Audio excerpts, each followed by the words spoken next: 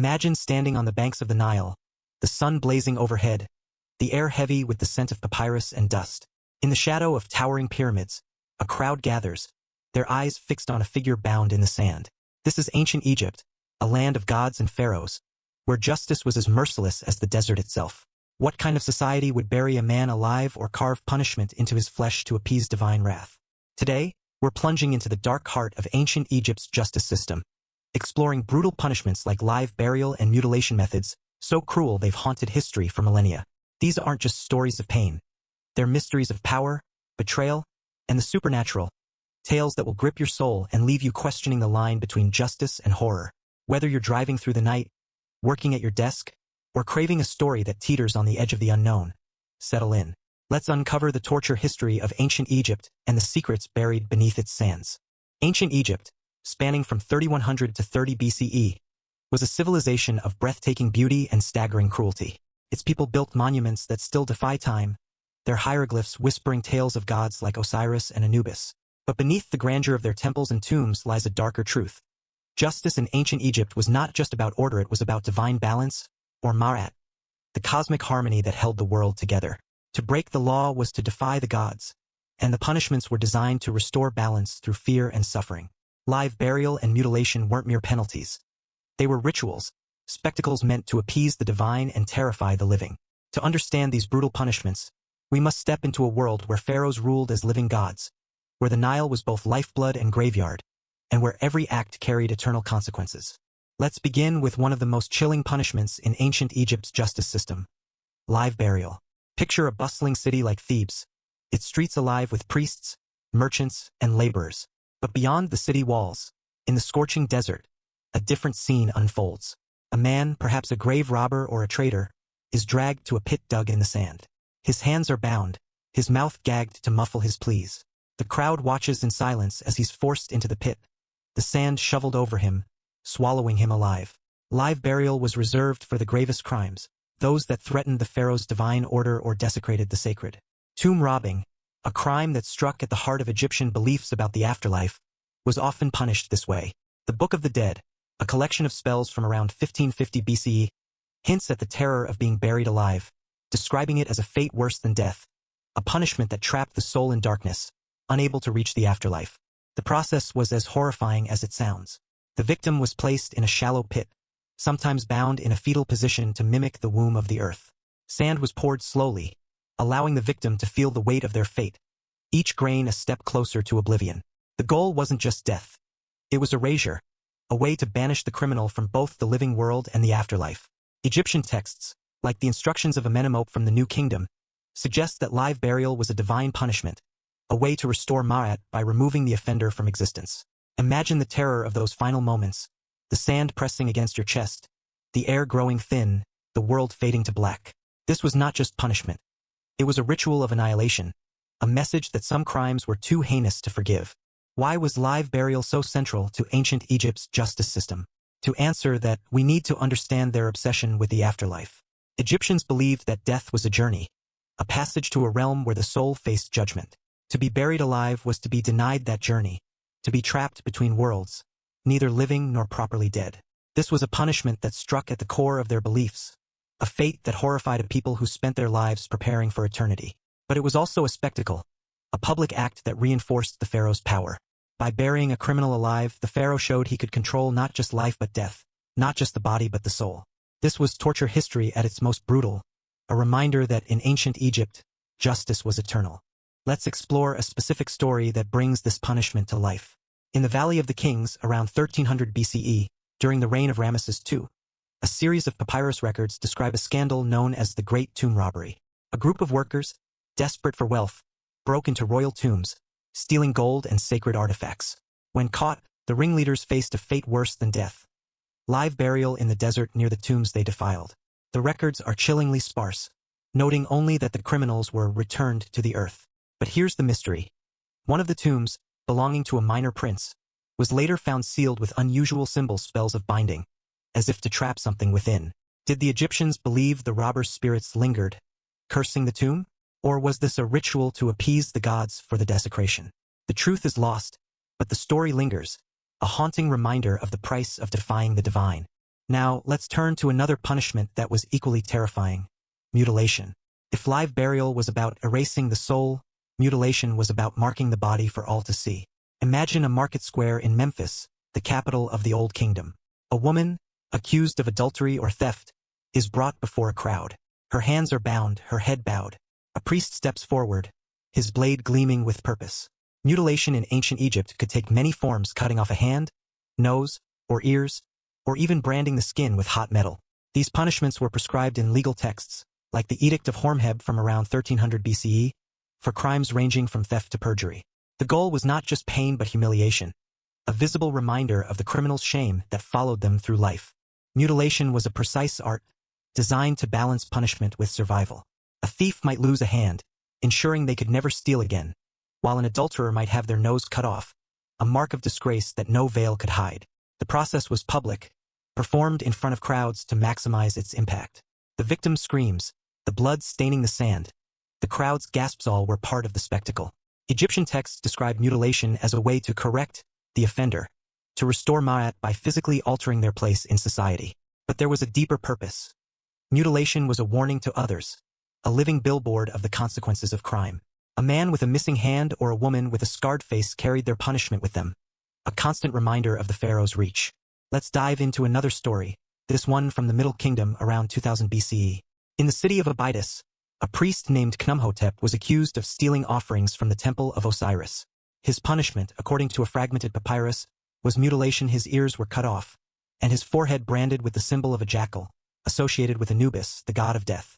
But here's the mystery.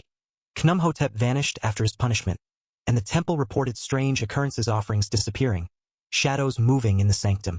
Some believed Khnumhotep's mutilation angered Osiris, unleashing a curse on the temple.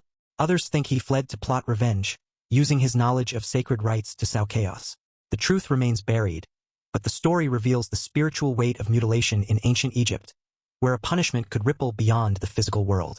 To understand why these punishments were so central to ancient Egypt's justice system, we need to explore their society. Egypt was a land of order, governed by the principle of Ma'at, which demanded harmony between the human and divine. Crimes like tomb robbing or sacrilege weren't just offenses against the pharaoh. They were attacks on the gods themselves. Live burial and mutilation were ways to restore balance, to show that chaos would not be tolerated. But they were also tools of power. Pharaohs, seen as living gods, used these punishments to assert their divine authority, to remind their people that they held the keys to life, death, and eternity. The public nature of these punishments, performed in city squares or desert pits, ensured their message reached every corner of society. Let's explore another layer of this torture history: the role of religion. In ancient Egypt, every punishment was a dialogue with the divine. Priests often oversaw executions, their chants and rituals framing the act as a sacred offering. Live burial, for example, was sometimes accompanied by spells from the Book of the Dead, ensuring the victim's soul was trapped in the earth. Mutilation, too, had a spiritual dimension. Cutting off a hand or nose was seen as a way to mark the soul, making it recognizable to the gods in the afterlife. Egyptian myths, like the story of Osiris's dismemberment, reinforced this idea, linking bodily harm to divine justice. By punishing the body, the Egyptians believed they were enforcing the will of the gods, maintaining the cosmic order that kept the Nile flowing and the sun rising. Let's dive into another mystery, this one from the New Kingdom, around 1500 BCE. In the city of Amarna, during the reign of Akhenaten, a group of nobles was accused of plotting against the pharaoh's radical religious reforms. Their punishment: live burial in a hidden chamber beneath the city. The records are vague, noting only that the nobles were returned to Ammonius, the god Akhenaten sought to replace. But here's the enigma. The chamber was later found empty, its seals unbroken. Did the nobles escape, or were they never buried at all? Some scholars suggest this was a symbolic punishment, a ritual to appease traditionalists without shedding blood. Others believe the nobles' bodies were removed to hide evidence of a failed coup. The mystery lingers, a testament to the secrets buried in Egypt's sands. Let's consider the psychological impact of these punishments. Live burial and mutilation weren't just about the victim. They were about the audience. Crowds gathered to witness these spectacles, their silence or gasps amplifying the pharaoh's power. The sight of a man buried alive or a woman with a mutilated face was a visceral reminder of the consequences of crime. But it also created a culture of fear, where dissent was unthinkable and obedience was survival. Some scholars argue these punishments shaped Egyptian religion, with gods like Anubis and Maat depicted as judges who demanded absolute loyalty. The line between divine and human justice blurred, creating a society where every act carried eternal weight. Let's explore another story, this one from the Old Kingdom, around 2500 BCE. In the city of Memphis, a scribe named Ptahhotep was accused of forging royal decrees. His punishment was mutilation.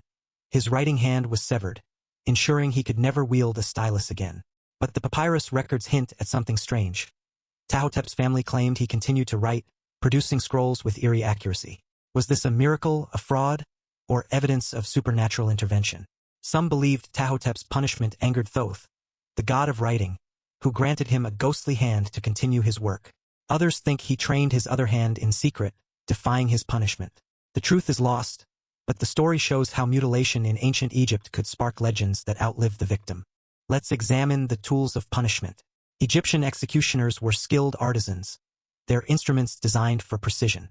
The knives used for mutilation were made of bronze or flint, sharpened to cut cleanly through flesh. For live burial, pits were dug with care, sometimes lined with stones to prevent collapse. These tools weren't just practical. They were symbolic. The knife represented the pharaoh's ability to sever rebellion. The pits symbolized the earth's embrace, a return to the chaos from which life emerged. Priests often blessed these tools, ensuring the punishment aligned with divine will. The executioners themselves were respected and feared, their role blending skill with sanctity, a reminder that justice in ancient Egypt was both human and divine. Let's dive into another mystery, this one from the city of Thebes around 1200 BCE. A papyrus describes a group of workers accused of stealing grain from royal storehouses. Their punishment: live burial in a mass grave near the Nile. But the records include a chilling detail. The grave was later found disturbed, with signs of digging from within. Did the workers attempt to escape? Or was this the work of looters seeking their bodies? Some believe the workers' spirits clawed their way out, seeking vengeance. Others think their families tried to rescue them, only to find them already dead. This mystery underscores the terror of live burial, a punishment that left not just bodies but legends in its wake. Let's explore the social hierarchy of ancient Egypt and how it shaped these punishments. Society was rigidly stratified, with pharaohs and priests at the top, followed by nobles, artisans, and laborers. Punishments reflected this hierarchy. A noble who committed a crime might face exile or a fine, while a laborer could be mutilated or buried alive for the same offense. Live burial and mutilation were reserved for crimes that threatened the entire system: robbing, treason, or sacrilege. These punishments weren't just about the individual. They were about preserving Ma'at, the order that held society together. By making an example of a criminal, the pharaoh reinforced his divine authority and reminded everyone of their place. Let's consider another tale, this one from the city of Heliopolis around 1400 BC. A priestess named Nefertari was accused of cursing a royal official, a crime tied to witchcraft. Her punishment was mutilation. Her tongue was cut out to silence her spells. But the records hint at a mystery. The official died soon after, his body marked with strange burns. Was this Nefertari's curse, fulfilled despite her punishment? Or was it a coincidence, exploited by her allies to sow fear? Egyptian beliefs in magic were strong, and a wrongful punishment could anger the gods, unleashing chaos. This story shows how mutilation in ancient Egypt was not just physical but spiritual, a battle against forces beyond the mortal world. Let's reflect on one final story, this one from the late period around 600 BCE. In the city of Sais, a group of soldiers was accused of desertion during a war with Nubia. Their punishment: live burial in a sealed chamber beneath the temple.